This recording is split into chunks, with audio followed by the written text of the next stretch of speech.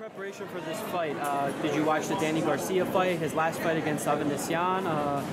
Which fights did you look at in particular? Because we've seen a few different Lamonts. I watched Lamont, the last one, from the British guy, whatever. Watched him.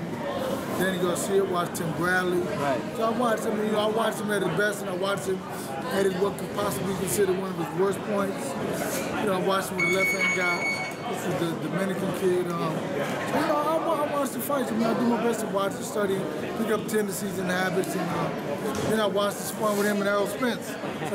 so hey, What was your takeaway from that, Derrick? Sparring him and Spence. Takeaways. When he was just so crazy back there, it was what? I think it was good for him. I think it was good for him for his growth as a young fighter. But as I can't talk about what I take away from him, but it's good work. You never do so. What but you can't blame me for trying. I always gonna try. You're supposed to. That's right. That's right. Poke when That's it. Poke. But you're a great. Are you a better defender now than you were as a fighter?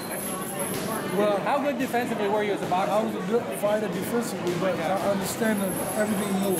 Right. So before you teach it, you have to learn you have to understand what you're teaching. Right. And so that's where I had to go from that. That was how I made the transition from being a fighter to becoming a teacher instead of a trainer. A lot of guys work you out to train you. My whole deal is to teach you and focus on everything you do wrong. Try to make corrections on that. And watch what the other guy does wrong and right. Try to, be able to capitalize on that as well. I spoke to Barry Hunter for a good 15 minutes earlier, and I said, how useful is it going to be, do you believe, really knowing that Errol Spence from back in the day? What deficiencies did you see in him, and you tucked away, and he looked away, and I could hear the gears whirring in his head, and knowing that he maybe wanted to share a little something, but he didn't share anything, and he started laughing, but he basically intimated to me that one or two things that he tucked away on Errol Spence.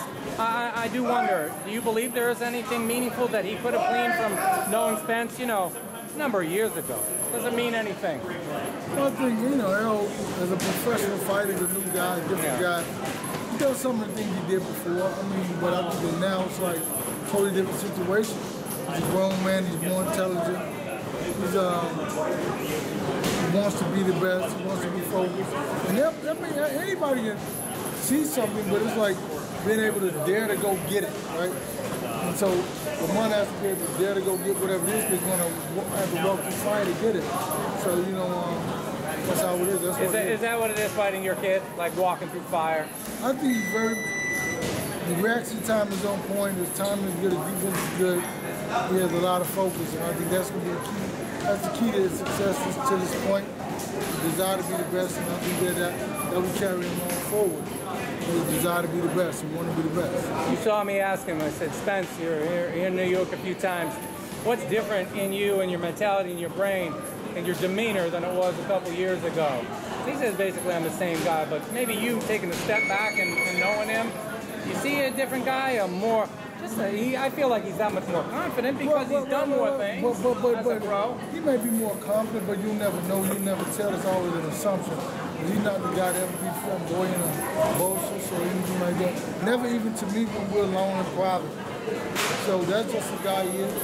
And, even once in a Kelbrook fight, I did something and he grabbed me and said, no, Did what? What'd you do? Well, said something? I